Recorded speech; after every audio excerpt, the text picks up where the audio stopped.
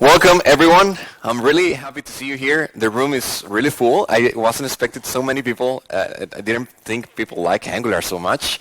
I told my friend the title of my talk is called Angular Code Smells or Worst Practices, and he said, I think using Angular is a worst practice already. So we're not friends anymore.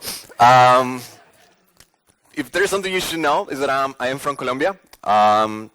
What happens is that Colombia is a country, if you don't know, that gave birth to personalities such as Cuadrado, Shakira, Juanes, and others not so relevant. But in any case, there's something you should know is that 5 months ago, what happens is that I decided to move to Europe. So now I'm living in Austria, 5 months ago in Graz, and I'm learning a little bit of German, working for a company called Parkside. And in there, I am doing software developer role, just developing stuff with Angular, and that's what I want to talk to you about.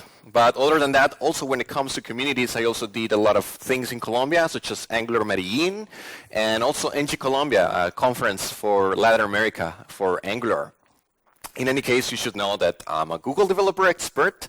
If you don't know what that is, because you probably hear it a lot, but you still don't know, it's just a person that does a lot of community stuff, that likes to go to communities, meetups, events, and talk about Angular, but also write and stuff. If you cannot see my face, it's that one over there.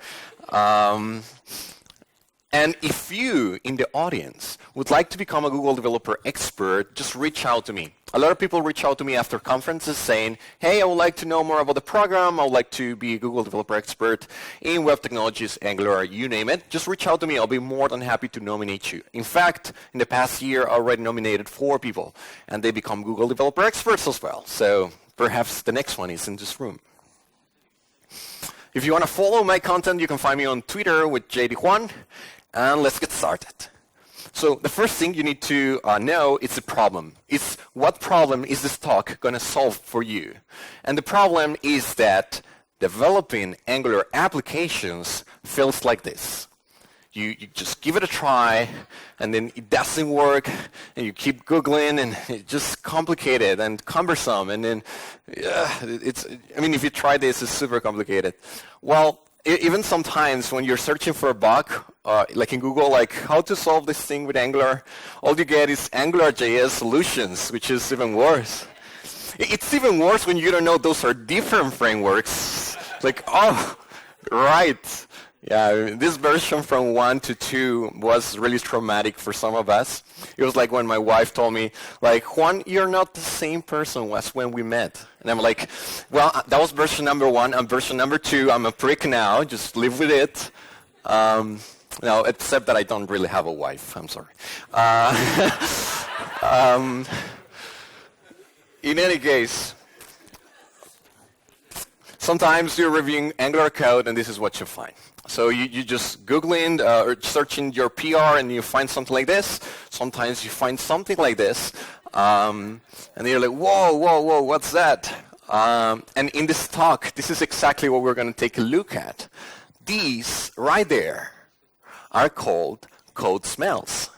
Code smells are just a symptom of something intrinsically wrong in your code. So if you see those things in your code, chances are that there's actually something even wrong with the whole design or implementation. And we're going to learn how to take a look at those. So think, for example, of a cold. Why do you laugh? I have a cold, it's true, so I'm sorry. If this is me, right? I'm having a cold right there. And if you give me a pill for the cold, it will probably cure me, heal me, make me feel better, but it will not likely help me overall. Perhaps in 1 week or in 2 weeks, I will have a cold again. And the reason is because you just solved the code smell, but not the intrinsic error that was in there, that probably my immune system was really weak. Because, I don't know, I'm not eating enough vegetables or stuff like that. So what you need to think when you look at the code is to think of the intrinsic problem right there and try to solve it.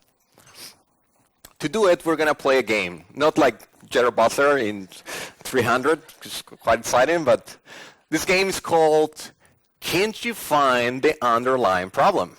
What's going to happen is that I'm going to give you points if you answer correctly. I will just give you a quick scenario like this one, and then you will be able to vote on what is the underlying problem.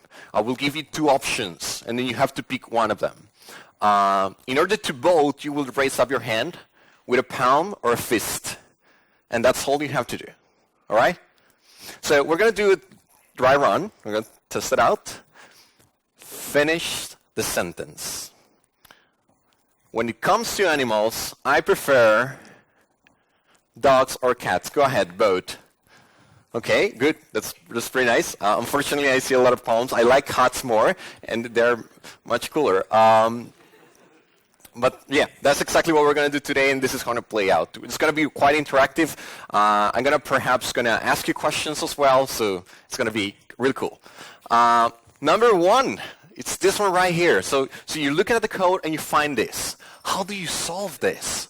Do you just go ahead and remove all those slashes and dots, or do you do something more? If you're a developer that has been hired to improve the quality of the code of this code base, what would you do instead? So the 2 options could be, perhaps there's a poor TypeScript configuration that you need to fix. Or do you think there's a poor folder structure that you need to fix? She's super excited. She's like, I know the answer. Just I know, I'm the first one. And 1, 2, 3, vote. Okay. I see like 70, 80% of fists, 20% of palms. Guess what? What was your answer, by the way? Okay, poor folder structure. Yeah. No, that's incorrect. I'm sorry. What is your name? Patricia, okay. So the truth is that Patricia is somehow right as well.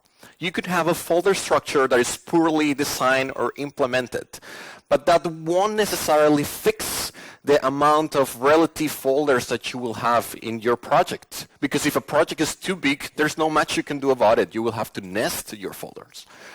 But if you have something like a tsconfig JSON where you define path mapping aliases, you will be able to define absolute paths altogether for you to switch that into this, which is much more maintainable and much more easier to read and understandable. So this one was number 1. Did you like it? Good? Nice? Yes. Nice. Thank you. Sure. All right. So we have 9 more to go. Let's go with Brendan Eich, the creator of JavaScript. So Brendan Eich, as you know, he developed JavaScript in like a week. And one of the things he did is this. He allow you the possibility to write code like this with 2 equals as instead of 3 equals, right? And you might think of like, why are people still struggling with this? Because if you're a JavaScript developer that's been doing JavaScript for a couple of years, you know that this problem is old. People were fighting each other just because you were not using 2 equals or 3 equals. This is like as old as this game. Well, I want you to tell me, if you find that in a code base, how would you approach it? Do you think that we should, A, implement TypeScript linters, or both improve the TypeScript knowledge of the team? 1, 2, 3, vote. Okay. I see 2% of fists and the rest are palms. Pretty good. The right answer is, well, let's put it this way. If you have a team that have junior developers, not knowing TypeScript, it's completely fine. It's understandable. Eventually, they'll just get it. In fact, even senior developers like yourselves might actually find yourself making those typos. Like writing 2 equals from time to time. Just forgot. That's completely normal. It's human. But not having a TypeScript linter that will automatically fix the issue, that is a real problem. That's the intrinsic problem there. So what I would recommend you to do is to implement TypeScript linters that will fix your code automatically. One of them is prettier, which is really good if you have tried. Have you tried prettier? Raise up your hand. Good. Yep. Oh, good. It's nice. I have a joke right after this. What was it? What? Wait. Just let me remember. I forgot the joke, so I'm going to improvise it. Oh, no, there's no joke. So this is the solution. This is how it should look like. In any case, let's go for number 8. This is related to Angular. So when it comes to Angular, sometimes you see things like this. And pay close attention because this one is tricky. Just look at it. Try to see what's wrong with it.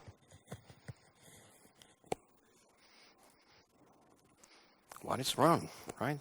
If you're not an Angular developer, this is hard to tell. It's like, well, what is wrong in there? It seems like fine. Well, the truth is that there's a mistake in the way this binding is made. It will probably work, but there's not in the way you would expect. So there's an issue here. Those of you who write Angular, what do you think is the issue here? There's a poor HTML linters not being implemented or poor change detection understanding? Raise up your hand now if you know the answer. If you don't know, it's fine. Okay, fist, hands, 50-50, 60-50. Okay, 50-50. Well, let me tell you something. You're completely right. If we had HTML linters that could fix that, of course, because again, we could use the same argument as humans make mistakes. But the truth is that there's no HTML linter at the moment that can fix that issue we just saw. And I'm going to explain it in a second. But the truth is that if you don't have a clear understanding of how change detection works, you will likely make that mistake. That even I did a couple of times myself. Now, let me show you. What happens in here is that when you're using the squares in the value property, you're telling it like, hey, I'm passing a variable here, and whenever that variable changes, I want you to update the property. But what's happening here is that we're passing a string. That's why we have the small single quotes. So what that makes is that it makes the code like unnecessarily complicated. When you're just passing a string literal, all you can do is pass it like this without the square brackets. It will improve the performance slightly, but it's not necessary to have the squares. So consider that approach for the next time. Now let's go for number 7. Now it turns out that there's something you don't know. Before I created this talk, I wanted not to bring only my experience to you, but also the experience of experts worldwide. So I asked a lot of people, friends of mine all over. This one, for example, is Oti. She's the organizer of NG Nigeria. And I said, Oti, you've been writing Angular for quite a while. Tell me, what is that code smell that you see in code bases all the time? And then she said, well, Juan, the truth is that I did find something related to the performance of applications. She told me, sometimes I see websites like this one. If you like The Simpsons, this is a very popular reference, but you didn't laugh, so you didn't probably know it. This is a website from Homer Simpson. And in any case, this website right here, let's say this is a website you're kind of testing at the moment, and I tell you, look, this website is taking 5 seconds to load. And then you're like, okay, that's not good. So the question is, what do you think could be wrong with that website? And I'm going to give you 2 options. Lack of lazy loading, too many modules. Answer now, yes? All right. Seems like everybody thinks lazy loading is a solution for everything in life, except the gentleman over there. What's your name? Can you say it again? Gennady. All right, I'll try my best. Why do you think the problem is that we have too many modules? All right, so that's okay. This fair. Anybody would say why too many modules could be the problem? I think it was you, the first. Okay, say somebody. Okay, I think it was you, the person who raised up your hand first. You seem very confident about lazy loading. Do you have any idea, like you? Yes? Okay. I'm not absolutely sure. No. Because maybe GIFs are bigger from file size than maybe an image or something. And if you have like first start with just images or nothing, and then it starts to move, this could help. That's true. I mean, if you think about this example as GIFs, but also think about as modules, components that are really big or heavy, for sure, just bringing them all up at the same time will certainly jeopardize the performance of your application. The truth is that you might work in projects with clients that have really gigantic applications. You just cannot get rid of all the modules. I wish you could, but you just cannot do that. So what you need to do is that you need to implement performance strategies that allows you to kind of bring the most critical resources up front and then lazy load the rest. So that's correct. That was the answer. This is how not lazy loading looks like if you think about it. It's like the Black Friday, right? So if you just show all the modules right away, this is how it's going to look like. Now, this might seem like terrible, but the real terrible thing is look at the expression of that woman over there. It's freaking her out, right? So lazy load your things, please. So this is how it should be properly rendered. Just as the user navigates the website, you just bring it up and then load and load and load. All right. Let's go to the next one, number 6. So this one is it's brought to you by Wasim. He's a developer advocate in Microsoft, and he's also a Google developer expert, and he's been working with Angular for a long time. And I said, Wasim, I'm really interested in your perspective because you know a lot about the Angular code bases. Tell me, what is that thing that you think developers make mistakes more when they work with Angular? And he told me, well, there is something, Juan. And before I can bring it up to you, I need to give you a context, especially for those of you who might not be so familiar with Angular. It turns out that Angular has an architecture. And the architecture is this one right here. It's taken from the website. It's the most official architecture of Angular. And it's this one, which if you've never seen this before, it looks like it's been made in Paint. Like oh, okay, we need an architecture. Let's open up Paint and do it. It sounded more like they were like, Googlers were drinking in Starbucks and said, like, yeah, we need to develop a new web framework. Okay, grab a napkin and just draw it there. Like, what name should we give it? Like, oh, AngularJS was a good name. Let's just use Angular. And so that's the architecture, and it's a little bit complicated or tricky to get. So I'm just going to use an analogy, the analogy of a city. So in a city, you have a lot of people, for example, in Munich, and different people represent the different components, services, directives, pipes you have in your application. So each one of them serve a particular purpose. Now, what happens is that you have several people that share the purpose, so to say. You put them in the same house, like a family, right? Except if you're a dysfunctional family, you live apart. But in any case, families or houses group together people that are correlated in a way. And this is what in Angular we called modules. Wasim told me that one of the mistakes developers do when writing code is not being able to use modules correctly. Because what happens is that when those modules in your application, use shared resources, such as share modules, such as shared infrastructure, such as the train or the metro, what happens is that the share modules get too big. So if this is a share module and you have 3 modules in your application, the share module usually goes like this. Boom. And what happens is that unit testing becomes really complicated, becomes really heavy, and takes a lot of time. So he said that's what I find all the time. Developers just use the share module as a way to put everything they don't know where to put. Now, what is this? What is this problem? What is the code smell here? What's the intrinsic problem? Should we isolate the share module into a repository, or should we redesign the modular structure of the app? Please answer if you have any opinion. Okay, one palm. I see a little fist. Okay, this is a really bold person. Please. I think that you can create a shared library, even using NPM in order to consume in other places in your application. It's the idea of isolating the shared component. I love that. What is your name again? Amir. Yeah. Very good answer. And in fact, that's what I did in a previous company. I said, like, okay, we have this module, it's very big, has many things, let's just put it in another repository. And the DevOps team loved me. It's like, wow, that was a great idea. And indeed. The repository is just to be in the same as a library situated. For sure. Yep. In our case, we use an NPM as well, and at some point we were switched to Git modules and stuff.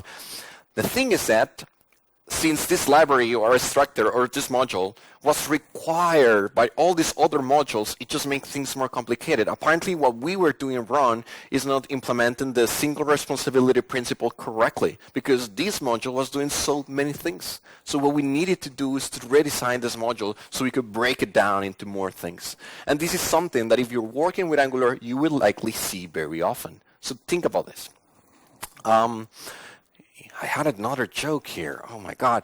Oh no, it's just a nice gift, but I like it. I mean, just look at this man. He's like, I need to take this train. I'm taking this train. Just, I'm not leaving it. I'm not gonna look at you even if you like. Oh my God. He's like the John Wick of trains. Like, I don't, badass. In any case, yeah, that was completely unrelated. Number 5, let's go with TypeScript. So, you might have heard of Susie. Albina actually knows Susie. Susie was a Googler. She used to work at Google as an Angular developer. She used to work with AngularJS. She's a friend of mine, and she knows a lot about TypeScript and Angular as well. And I said, Susie, tell me, in Google, what was that code smell that you find very often? Tell me, like, what is this thing that people are doing wrong? And she said, well, there's one thing I found very often. It's that developers, whenever they're coding, for example, a component, their constructor looks like this. So this is an app component, just a regular component. And in the constructor, you have these services. Now, if you're not familiar with Angular, again, this is called dependency injection. It's the way in which we just inject dependencies into a class like this one. And what is wrong about this, it's hard to tell because, I mean, it looks fair, it looks good, just perhaps too many services. But what's happening here? What's the underlying problem here? Would you just strip them away? I'll give you 2 options. You choose. First one. We think we have a poor component design here, or perhaps we have a poor service design. What do you think is the error? Yeah, go ahead. Nice. Okay, 1 fist. All right, the gentleman over here, tell me what is the fist? Well, I don't use Angular just as Angular. I usually use it with NGRX. Fair.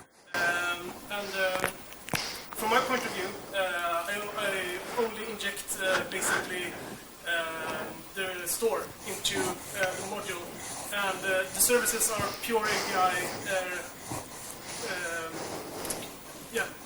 Only using for API calls. So they don't keep state. They don't. So we have a very linear line of what's happening in the application. When you have like 1,000 services and they all keep state, and it's like, what is happening in this application? Like a lot of global states that we don't know what it's coming from. I like that. What's your name? Daniel. If you never heard of NGRX is a library that allows you to manage your state in your application. It's the most popular library, and it came from Redux that came from React. And well, in fact, NGRX is great because it allows you to provide like a facade that kind of straps away all the logic of services that look like this. And you don't have to worry about that because that's abstracted in effects or reducers or so on. So that's really cool. Nevertheless, what might be happening here is that unless you're using NGRX, perhaps what's happening with the component is that you're just doing too much inside the component. The services themselves can live individually, but if in a component you have a lot of services like this one, it's probably because you're trying to do a lot of things already, and perhaps this component needs to be broken down into several. So what you need to have into account is that next time you go to a component and you see something like this, you say like, okay, perhaps this component is doing too much. It has more than, 10 services. So perhaps we should strip that away or find a way to implement, for example, NGRX. So something like this will be more familiar. This is based on my experience. This is usually the amount of services I see in a component. No more than that, but judge yourself. All right, we're going to number 4. We're about to finish. I hope you like it. I mean, we're just 20 minutes. Okay, we're just 15 minutes, 15, 20, 25 minutes. So I'm going to speak slower so I can make it to 1 hour. No. Okay, number 4, TypeScript. So this one is nice. I like it because I put this picture and most of the audience will be able to tell what's going on here. This is a function that calculates a square. But there's something wrong here. Yeah, she already knows. She's laughing. It's like, yeah, I've seen this before. The truth is that when you see something like this, there's either 2 possibilities of something going wrong. And I want you to tell me, is it a lack of proper names or is it a lack of proper types? Both now, please. Okay, somebody is doing rock and roll. Okay, you're a rebel. You're all correct, and I love to see that, because some people have actually said that the names are incorrect. The names can be incorrect, don't get me wrong. I mean, if there's someone in the audience that's been in the, developing for more than 20 years, you're probably perhaps a little bit stubborn, and then you say like, yeah, this is correct, and it's a good variable name. I don't think so. I like proper long name, that it's expressive and all, but that's arguable. I mean, it could be that this is just fine, but the lack of types, that is not fine. I mean, if you're using JavaScript, TypeScript will bring a lot of benefits to you, and using types, it's something you should definitely be doing. So consider doing this. Now, if you're not sure about doing TypeScript yet, I brought a recording of a senior developer that explained if you should use TypeScript or not. This is his response. I don't know if you've seen Shia Levov before, but he is very motivational. He's just like, do it! What are you waiting for? Do it! I love this video. So yes, just go ahead and give it a try. It's really good. If you don't like TypeScript, just go with Flow. It's the other alternative. So yeah. Okay, number 3. This one is coming from Carlos Rosso.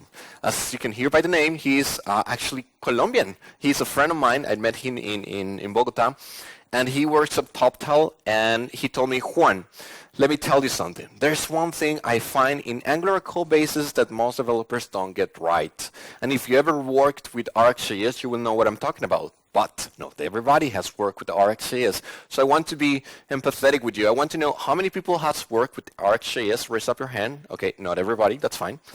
I'm going to summarize. If you haven't worked with ArcJS, you probably have worked with promises. And let's say it's not that different. But he told me, Juan, if we have an observable and you subscribed, that subscription, we can say, for example, let's use an analogy, it's a purse. But if inside the subscription, you subscribe again to another observable, then it's like a purse inside a purse. And that doesn't look good. No matter how stylish you are, it's just not going to work out. So it's the same for promises, right? You have a promise, and then inside the callback, you just called another promise and all. But this is an issue, but it's an issue for what? You might be wondering. Let's look at the choices. Does it cause memory leaks, or does it cause race conditions? This is a tricky one. This is for an interview. What would be the answer? If you know. If you don't know, it's fine. You don't have to answer. Okay, everyone saying hands. Somebody rock and roll here. You should make a band with the other guy. Why did you say rock and roll? Just out of curiosity. It may be both.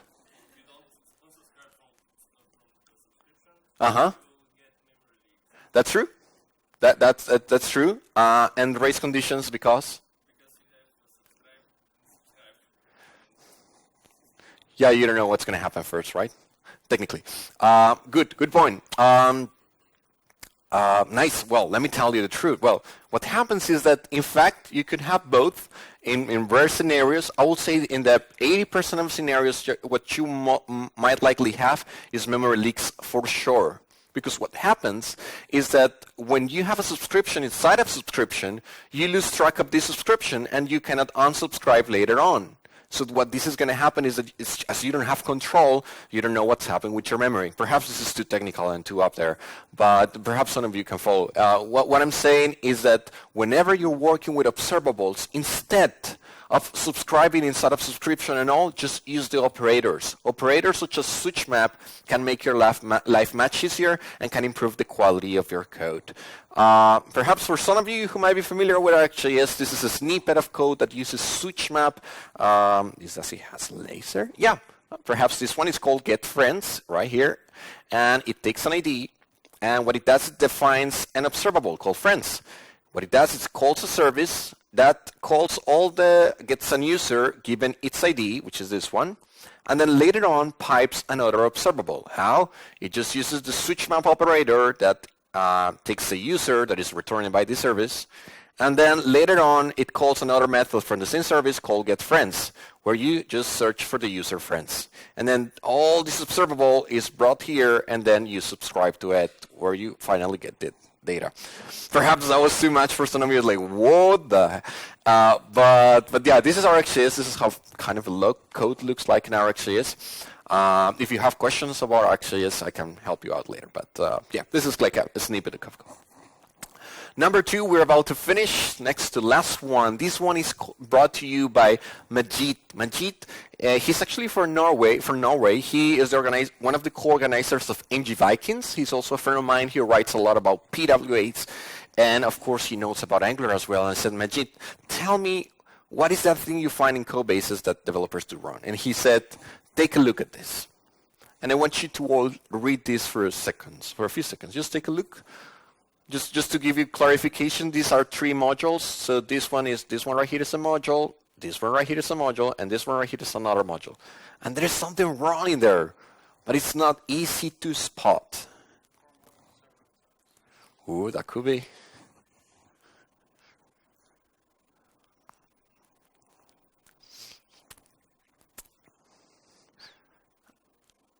Okay, so if you haven't figured out, you can always vote randomly, just so. But what do you think is the problem here? Is it a state management issue, or is it a scalability issue? This one is tricky. It's really hard. It's like, what? But can somebody give it a try? No? Oh my God. Daniel is your name? Daniel, you said scalability issues. Why is that? I'm not 100% sure of this, but I'm thinking keep importing a lot of modules into other modules, and having a lot of them will slow down your app and make it harder to understand close to that. That's true. That's true. If you import a lot of modules into other modules, that's going to be hell, and for scalability, for sure. Yet, the case here is that, as mentioned by the gentleman right there, what's your name? You? The one next to Tobias? Mats. Yeah, you said the core module is being imported several times. What is wrong with that? So the core is the name one no reason. Something like a shared module should be. That's good. That's good. So what Max is actually telling us is that in Angular, there are 2 types of special modules. One of them is called the share module, and another one is called the core module. The share module can be imported in several modules, and that's completely fine. You can put components there, whatever you need, classes, etc. But the core module can only be imported once, and it should only be imported once in the app module. Because what happens is that when you import a module, you're creating new instances of services. So if you import the core module several times, is that your services are being instanced over and over again. And if in those services you have data, every time you instance those services, the data is gone. So exactly what you're going to get after that is the state management issues, because the state of your application is going to be lost. So that's what you need to consider. The core module should only be imported once.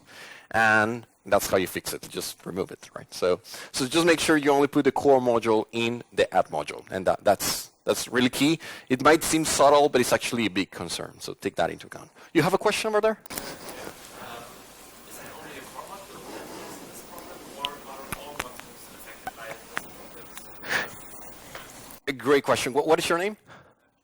Stefan. All right. So I already know how to pronounce that name because there's a lot of Stefans in Austria.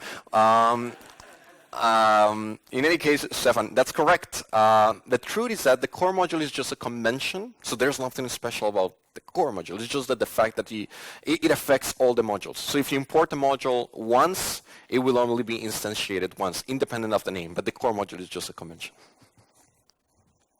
All right, and number 1, and this one is about Angular. So let's take a look. This one is my favorite because over the past 3.5 years that I've been writing Angular, this is the one I see more often. And I'm like, whoa, what the? This is how it looks like. So just take a look for a second. Just try to figure out.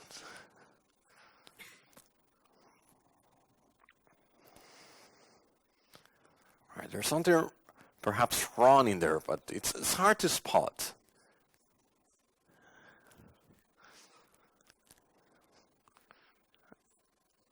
Oh. So, let's try to pick what is wrong here. Is it this code is poor maintainable, or this code base has poor folder naming? Anyone?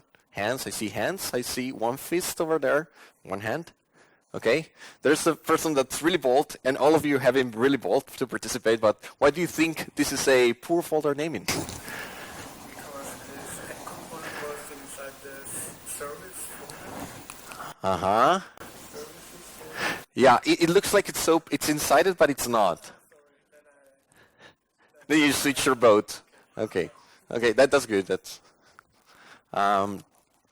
correct. The fact that what happens here is that this code is hard to maintain because, let's say, for example, I tell Connie, I say, Connie, you're my friend, and I have a bug in my application.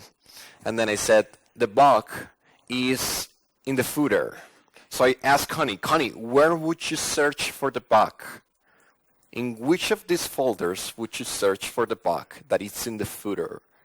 Would you pick one? Components, that's a good guess. But what might happen is that actually the footer is fetching information from some service, and the problem is actually in the services. Or perhaps the footer is using a pipe, and the error is actually in the pipe. So what would happen is that Connie would need to search all these folders and see how they are related. This is not maintainable because it's hard to find your code. Whereas if you have something like this, the problem is solved. When you have a domain-separated folders, it's much more easy to go to your code. Now, don't get me wrong either. If you come from a React ecosystem, you will see that the previous approach is more common. And I agree, that's a good case for when you have a small applications. But as applications grow larger, it's much harder to have maintainability in your code. And this approach helps much more. Go ahead, sir. A pipe is usually shared between 4 components. Where would you put it? That's true. I will put it in the share module, which is not there, but no, in the share module. Yeah, those are modules over there. Good one. So also, another thing that could happen is that if this application grows really large and we have 10 components, it will be fine. But if we have 100 components, what's going to happen is that when I open this folder here, boom, 100 components all together right there. And I need to figure out how those components are connected or correlated or which one is using which. It could take me weeks to know which component uses which. Whereas when I have this, I know that whoever component that is related is going to live inside here. So if there's a bug in the footer, chances are really high that it is inside the footer folder. And again, when this comes to scalability, this is the approach I would strongly suggest. Yes, sir, again? I tend to disagree because you have still the problem that the bug could be in pipe, which you move to the shared one. That's correct, but then the amount of components you will have in the shared folder wouldn't be as high as the ones you have in the module, right? Yeah. But thanks for bringing that strong opinion. What's your name, sir? Bart. Okay, good. I'm looking forward to hear your thoughts on other things as well, so I'm going to ask you in a second, Bart. Are you ready? No, that's nice. I like it because first of all, one thing is being bold to answer, and another thing is being bold to disagree. It's like, hey, I don't think so. That's really cool. So great answer. This GIF is amazing because you might be wondering, okay, Juan, this talk is really cool, it's really amazing and all, but then how can I apply all of this to my job life? Well, the truth is that I found an analogy that might help you. The truth is that when you're writing Angular code, chances are that you will likely find these mistakes pretty easily in code base, perhaps not done by you, but by your teammate. Colleague, a junior developer or so. You need to help them, just like this little gentleman is helped from the train, like okay, no, just not do that. As you can see, the dad is a really responsible dad because like, hey, there's a train coming, kid, come over. I mean, it's like, yeah, sure, just watch out for the train. And the truth is that you might see these in your company where this is a senior developer and that one is a junior developer. right? You don't want to be that senior developer. You want either to be a junior developer that is not like it's concentrated and focused about trains and stuff and mistakes, or you want to be a senior developer that it's very proactive and active about how to write a code. And that's what I brought you today, a set of things that you have to think of when you write an Angular code. To finalize, I want to give you a quote I like very much that applies to life in general. It's what you consider wrong is usually the consequence of something intrinsically wrong in the system. So always have that in mind before judging that developer that's doing mistakes, who is doing is not putting commas in the right place or not using spaces. The developer is not the problem there. There's something more, linters, you name it. But always try to have a more open-minded approach to this. That's all. Thank you very much for your time.